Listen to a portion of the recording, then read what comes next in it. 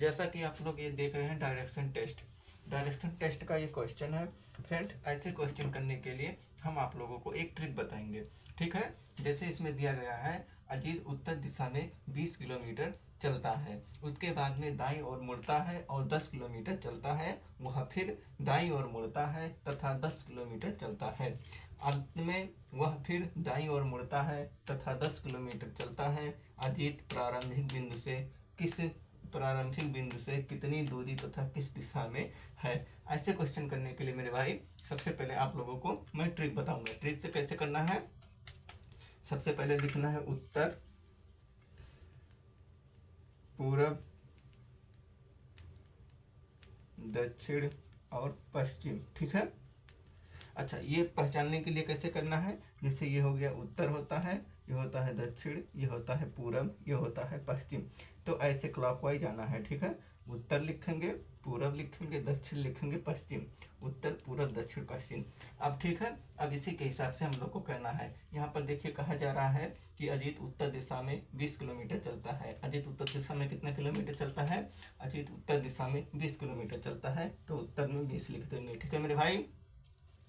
उसके बाद में दाईं ओर मुड़ जाता है, देखो दायां इधर होगा, ठीक है, दाईं ओर मुड़ता है और 10 किलोमीटर चलता है, तो 10 किलोमीटर पूरब में आ गया, ठीक है। वह फिर दाईं ओर मुड़ता है, यानी फिर दाईं ओर जाना है, दाईं ओर कितना 10 किलोमीटर चलता है, फिर 10 किलोमीटर कर देंगे, ठीक है। अंत में वह दाईं ओर मुड़ता है और 10 किलोमीटर जाना, यानी दाईं ओर, तो इधर ही दाईं ओर 10 किलोमीटर जाता है। अजीत प्रारंभिक बिंदु से कितनी दूरी और किस दिशा में है, ठीक है मेरे भाई। अब क्या करना होता है, अब ये और ये दोनों अगर सेम सेम संख्या होंगी तो कट जाएंगे, कौन, पूरब और पश्चिम। पूरब से पश्चिम वाले में देखो यहाँ पर 10, यहाँ पर 10 कट गया, लेकिन ये दोनों नहीं कट रहे हैं। जब नहीं कट रहे हैं तो ये क्या होते हैं, माइनस हो जाते हैं, तो 20 और 10, तो ये 10 आ गया।